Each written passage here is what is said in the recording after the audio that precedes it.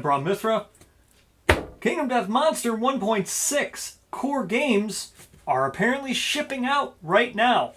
Well, they're in the process of shipping out, depending on which country you're in. Either way, Kingdom Death Monster, this is a big game. This is a big box. Whew, where to begin?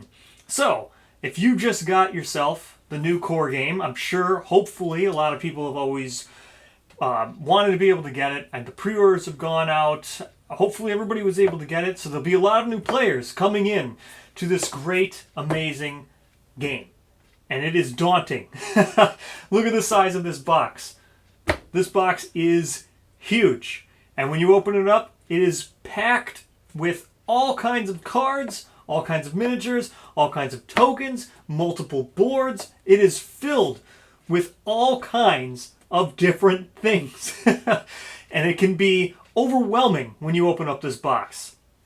So, I have done a video on what 1.6 does, because I did a video on the card pack, and I mainly focused on what the 1.6 changes are, because this is 1.5. So if you're getting 1.6, I would suggest you watch that video. I'm not going to cover anything about what actually is 1.6 in this video.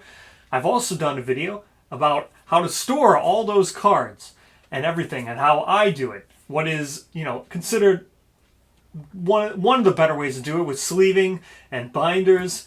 However, I have not touched on what happens with all the minis.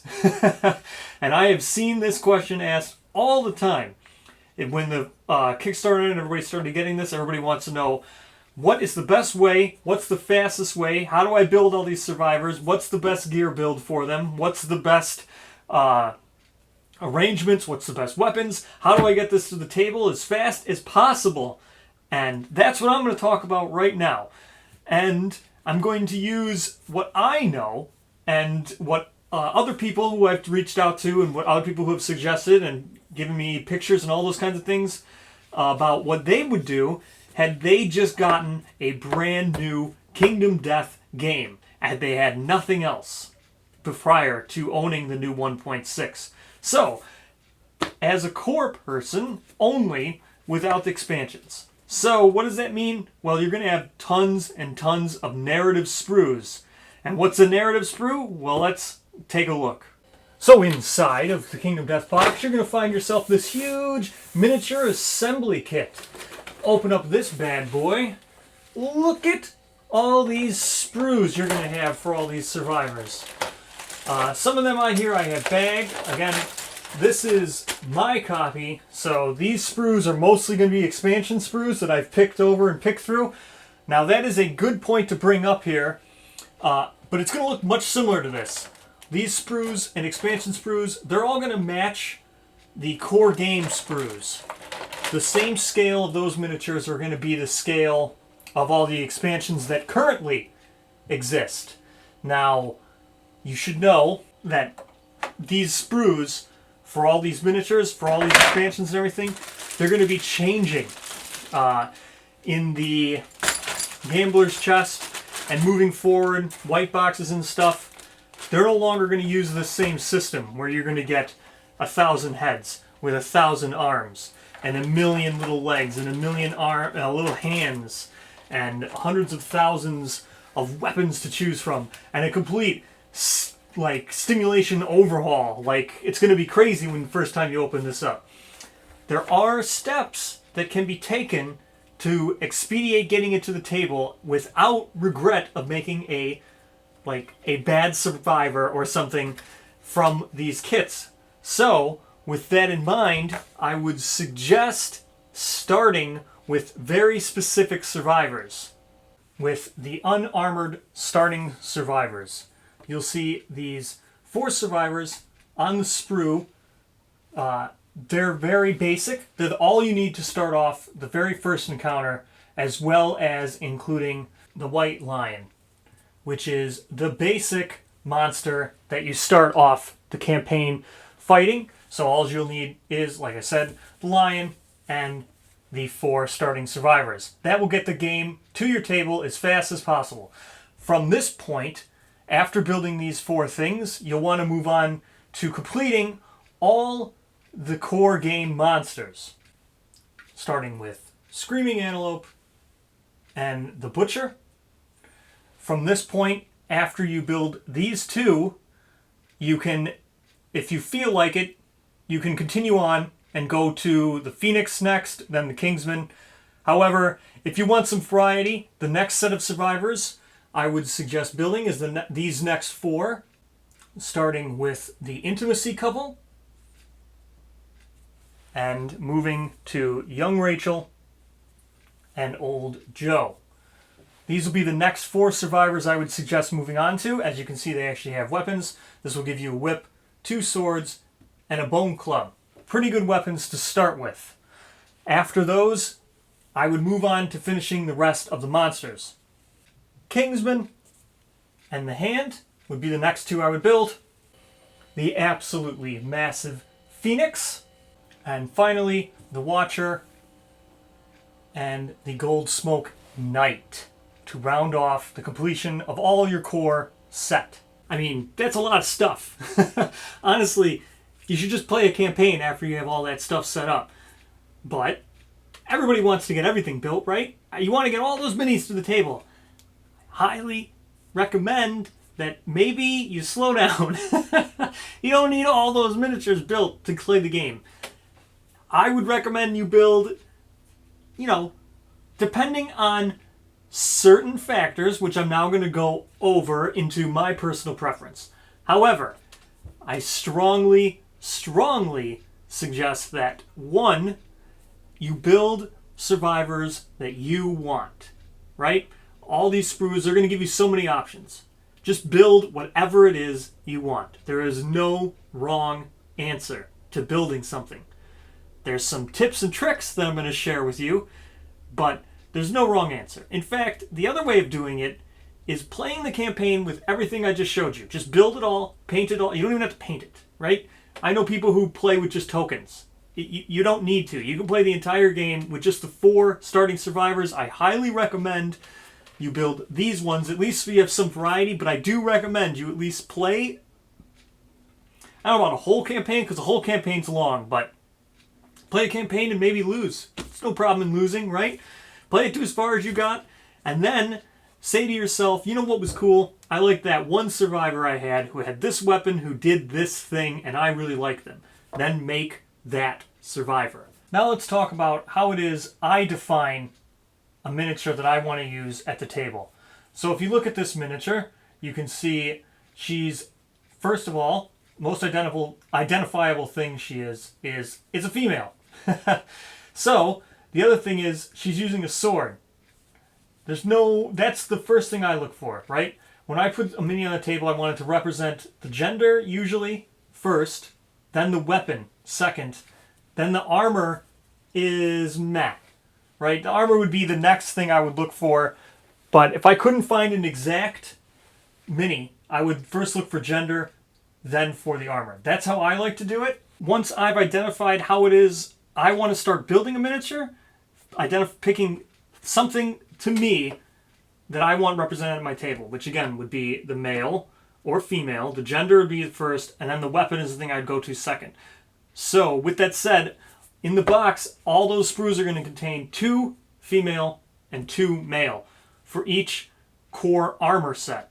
Now, what's an armor set? Well, an armor set is going to be, in the core box alone, there's 3 basic ones, which would be your Rawhide. Well, there's a 4th basic one that doesn't actually exist that has a sprue, which is unarmored. And then you have Rawhide, Leather, and Lantern. Those are the basic core component armors that are in every single game. Then you have the quarry specific, the monster specific. In the core, it would be White Lion, Screaming Antelope, and the Phoenix. Those would be 3 more. So in core, you're going to get 8 or 9 sprues of armor sets, which would be the starting survivors is 1, unarmored is 2, Rawhide, Leather, Lantern, White Lion, Screaming Antelope, Phoenix, and then you get the Intimacy couple and Joe and Young Rachel all on another sprue. So you've got 9 sprues worth of survivors alone. So you don't. There's expansions that allow for mixing and matching, but as far as core is concerned, you're really going to want to just use a full armor set, because the armor sets, when they're complete, grant a bonus. So you're not really going to be mixing and matching in core, because there's no benefits to doing so. So usually you'll want to stick to just building an entire armor set for your one survivor. Now, it doesn't mean you can't mix and match head pieces and stuff, because the unarmored heads and stuff for those sprues, unarmored and rawhide, those usually give you a sprue with full hair and everything, whereas like Lantern and Phoenix are going to have helmets specifically, or Screaming Antelope has helmets. They're gonna have helmets to cover their heads. So you could always take sprues from those and give your a helmetless version of those full set survivors. Now, the next thing you're probably going to want to do, and I would highly suggest this, is if you really want to, I highly suggest you play the game first and build your survivors narratively based on the ones you want. But if you really want to just get them, say you feel like you might have made a mistake, I'll show you what I felt was a mistake for me. Here is a rawhide survivor that I have made. She's got herself a pickaxe and a sickle. And as you can see, she's actually kneeling, because one of the rawhide sets, sprues, actually has this kneeling survivor. It's the only kneeling survivor you're going to get in like all of core. So this was a bad choice, I felt, at least, because you're never going to carry both. You're probably going to carry both these on a survivor, maybe, but probably not. And at least they're not going to be wearing rawhide by the time you get to this stuff. So I rebought rawhide, and I built it again. So you can see here, this time I did it with the Vespertine bow. Now, this is something else I want to point out. The expansions don't give you sprues all the time. They give you a weapon sprue. So with this Vespertine bow, the only way I could have put this on a survivor is if I would have had an extra survivor narrative sculpt laying around. And then I put the cat arrow on it. And this was something I built after I'd already played through the game, knowing that rawhide is going to probably be used early on with a bow survivor, and used quite a bit. And then because of the kneeling sculpt, I wanted to make sure it was more like an action sculpt, like a pose, not just a static thing, this. So I rebought the rawhide set to make this. So see, there's things like that where that's the only solution I could have. So you don't want to, that's why I highly suggest you don't just jump right into building everything. Also, if you plan on buying original expansions, the original expansions only work with the core game sculpts. They will not work with anything moving forward. And Gambler's Chest, all Wave 4, all the new Kingdom Death expansions, all the white boxes and stuff, they're a different scale.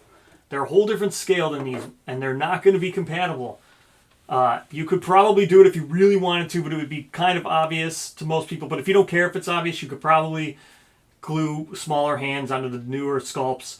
But if you plan, say you just got 1.6 core, and you know you're going to want to be buying, like I said with this Vespertine bow on this one from the Flower Knight, you're going to need sculpt. You're going to need extras of these specific sculpts to use those specific pieces from these sprues to put those weapons on the characters.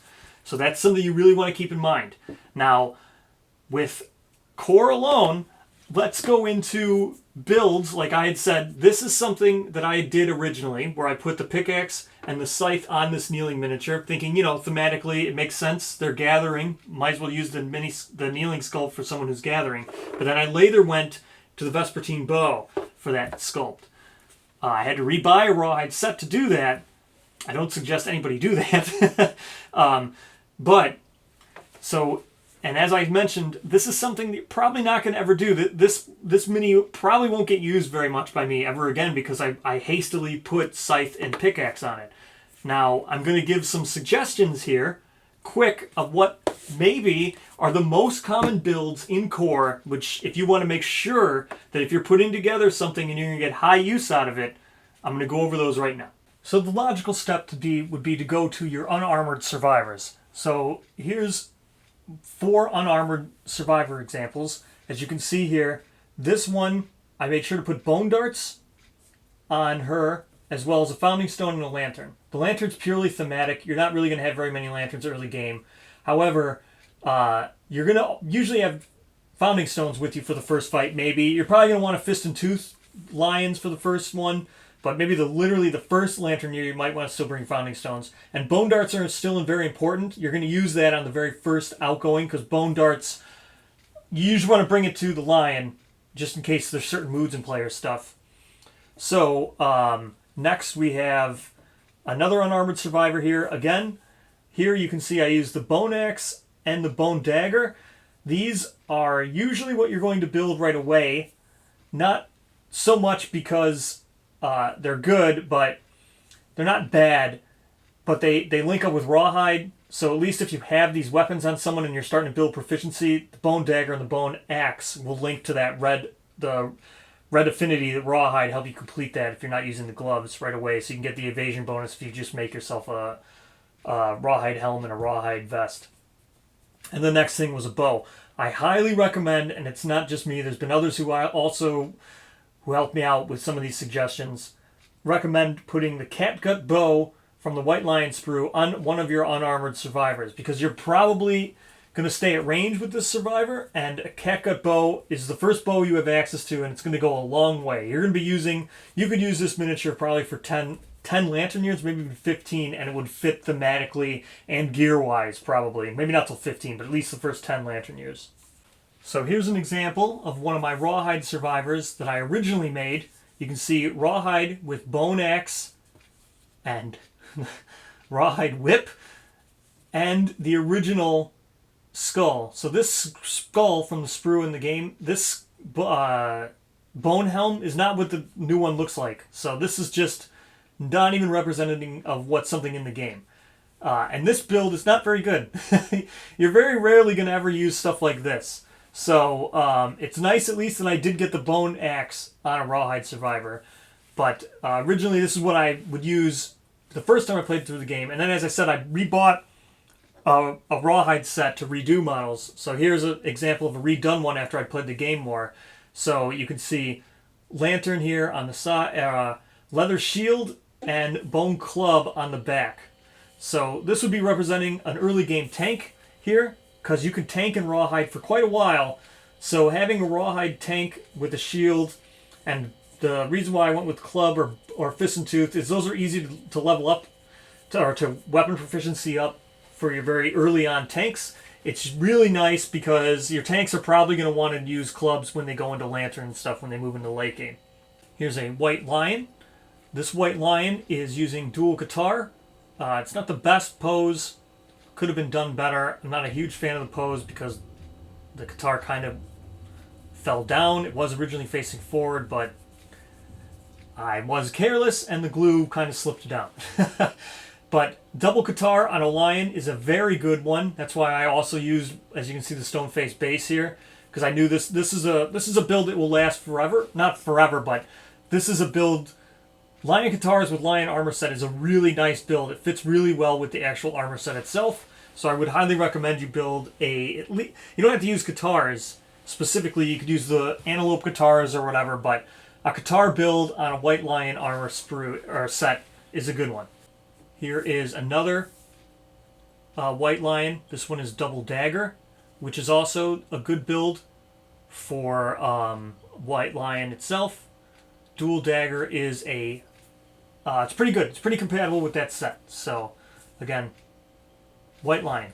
So those are the early game ones. I don't want to talk through meta for the entire core game, but Rawhide, unarmored, and your Rawhide, White Lion, and unarmored are the ones where you want to go to. Leather would be next. Leather is good with a tank. You just put a shield on somebody. It's good probably with a King Spear or something. Make one leather survivor. But again, going to leather, Phoenix, Lantern, and stuff, those are core games. I suggest you make them however you want them to immortalize, forever, one of your personal favorite survivors. That's the best way of doing it. But if you want tips, I would do, so for leather, again, make a tank, give it a spear or counterweight axe. The antelope set, again, works well with a spear, counterweight axe. Bone club, give that to that. I wouldn't make them all. Again, I would make maybe 1 or 2 and then stop and then decide if you're going to get more expansions moving forward, because there's better builds for these things in expansions when those unlock. So just for an example, here's one of the white lions I usually use. I gave a shield and a spear, but I used the white lion set with this shield and spear. Not really the best choice. This is not going to be representative of, something I would play with all the time. But the king spear and the shield is a very good combo. I wish I would have just put this on the antelope set. So, as I said, that's more of an example of me wishing I would have done something different. But for lantern and phoenix sets, they work really good with lantern glaive. Or just a lantern halberd. Or putting, like I said, you put your beacon shields on your phoenixes and your lanterns sets. Those are good. Now, let's talk about alternative methods. And I have some right here. White boxes. So, Echoes. Echoes of Death 2. 10th Anniversary Survivors. Echoes of Death 3. White Gigaline.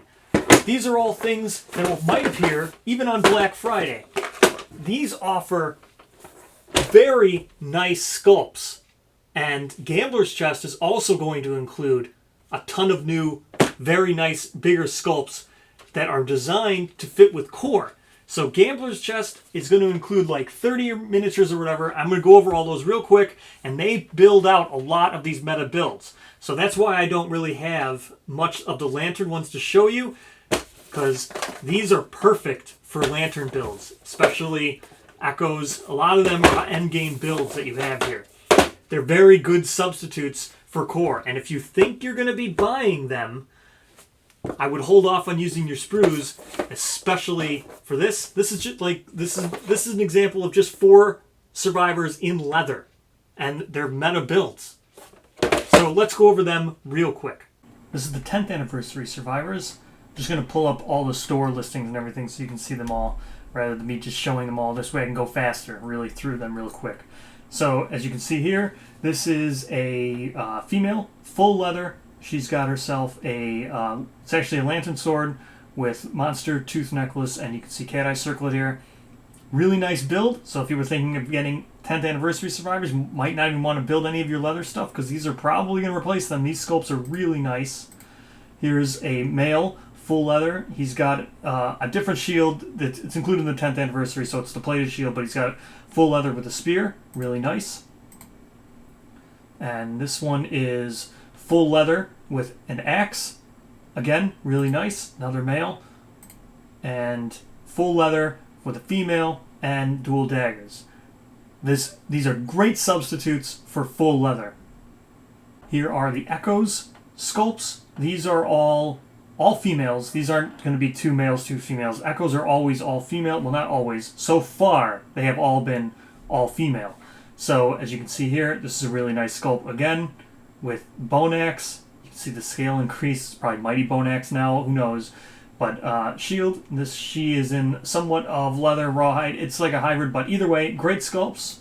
As you see behind here, here's the 4 of them. We can look at these real quick. You're going to get, which is almost like an unarmored / rawhide here for dual daggers. This is silk from Spidicules or Spidicules. Spidiculus.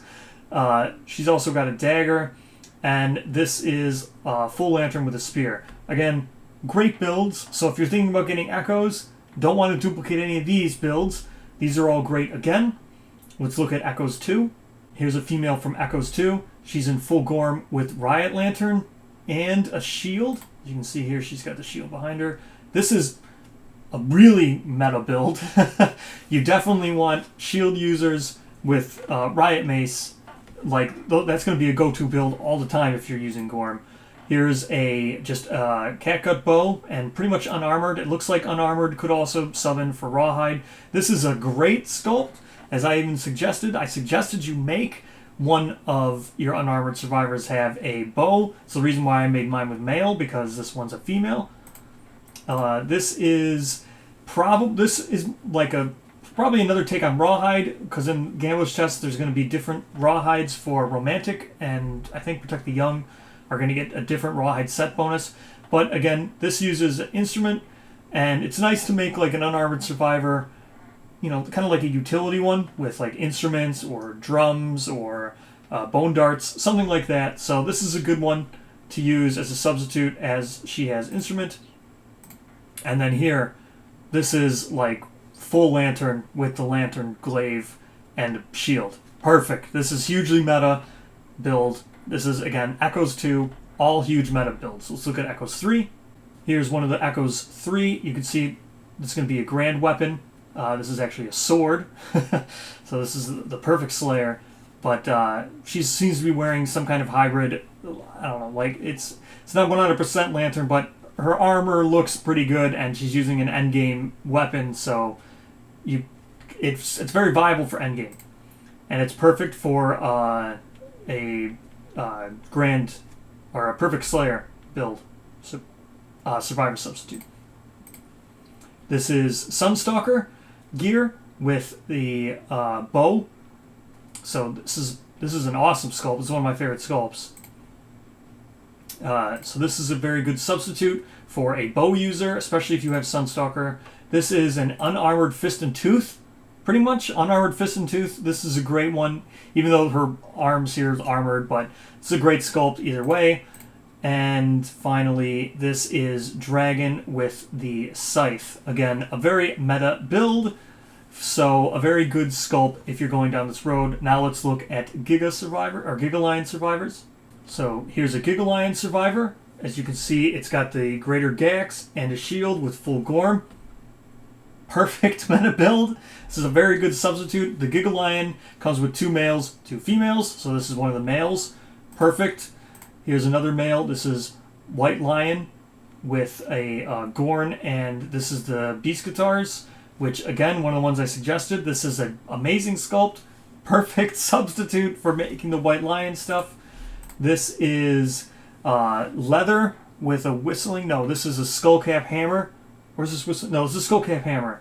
And this is lantern. And, again, here's another leather with the Rawhide whip.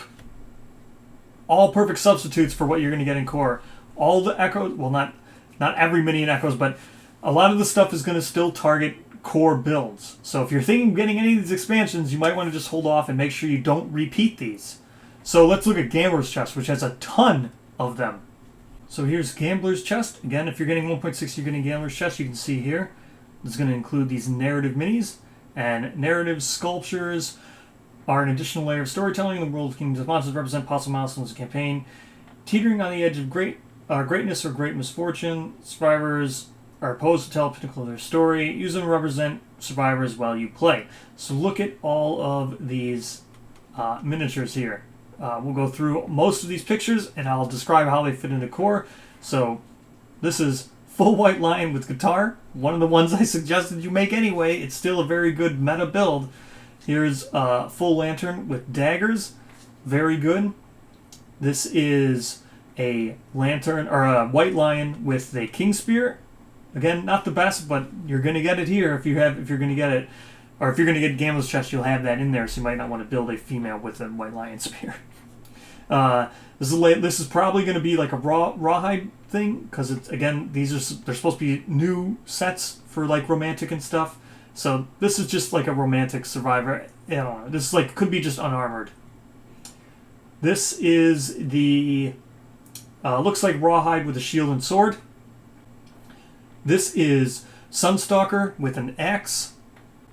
This is a weird one because this has been shown off at Gen Con to have a full like single base like it shows here. So this is kind of a weird one, but these are 2 unarmored survivors, both with axe. So if there's a way of putting them on their own base, if you bought extra bases, you could do that. So these would be 3, but as Gambler's Chest comes, they're only 1. It's kind of weird. Maybe there's a gameplay thing around that. I don't know. Either way, these sculpts are awesome. Again, you're going to have more unarmed survivors with axe and an unarmored survivor with axe.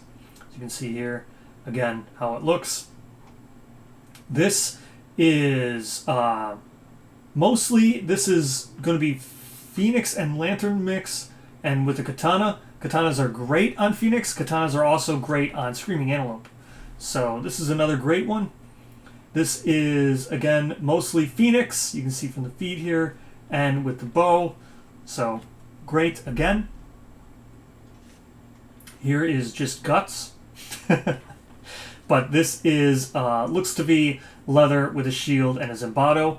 Great build again. This is looks like leather with a great axe. So this looks to be either a new axe, probably, because looks to be two-handed, but it's with an axe. So this is leather with an axe. Again, really good build. Here is a Twilight Sword on a white lion. Pretty good. Looks nice. Very good. Very good sculpt. This is the new Rawhide, even with the Rawhide bandana with dual dagger here, which is probably what you're probably going to use this for, because this looks like it changes. Well, I mean, I know, maybe if what was shown is true, this changes wound reactions to wound failures. So might really help dual wielding, but you can see she's also got bone darts here. So again, really nice sculpt. This is Rawhide bone daggers. This is, again, full Rawhide with the bone axe. This is just an unarmored with. You're probably never going to use this because this is a specific person with marrow hunger, bone eater. So it's kind of like not really a survivor, but either way, still neat. Here is, again, this is a hybrid set, it says, but again, it's going to be mostly white lion with Katars. Screaming Antelope. But again, really good builds. It's a safe build to make a white lion with Katar.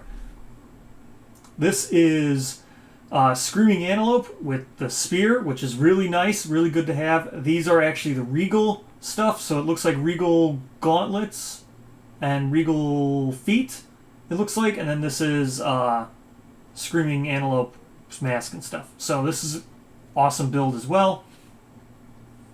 This is just unarmored with a sword. Dead survivor. This is another hybrid set.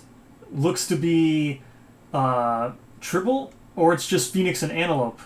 I forget exactly which one this is going to be. I think it's Screaming and Phoenix is what it said. Screaming and Phoenix with the Phoenix bow. So again, this is a really cool looking sculpt. So all these are really nice sculpts. You don't want to really duplicate them if you're just getting core, and then you know you're going to get Gambler's Chest. You don't want to duplicate all these. This is Dragon. So again, this is another dragon. It's a cool sculpt. Sunstalker, dual axes. Again, just more guts. This is the Dragon Slayer with Lantern. Goods. These are all good builds. Another romantic. So this is probably going to be a substitute for Rawhide here. But again, nice sculpt here. I think it's got instruments. So still nice. Imitation Butcher. This is a really good one because this looks to be somewhat of a lantern mixed with maybe Rawhide or Screaming. Don't know, but it's using the Butcher's Cleavers. So it's a good one. You don't have to use your Butcher's Cleavers with it. So again, Screaming Hoarder here. Screaming looks like just all Screaming gear with a bow. Not very good meta-wise, but a very cool sculpt. And then this is just an herb gatherer, so unarmored with the sickle. And then promo minis. Again, these are just promo minis. But, so that's it. That's what I would do with a brand new core game. I would take into account these things from Gambler's Chest and all the white boxes, and then I would build my sculpts according to that. So, hopefully this was helpful. I know there'll be all kinds of questions always asking around. How should I build all these characters? What's the best way to approach building and when I just got a brand new core set? So here are my suggestions. Here's how I handled it. I shared with you a few mistakes. So hopefully that helps. Thank you so much for watching, and I'll see you in the next Lantern Year.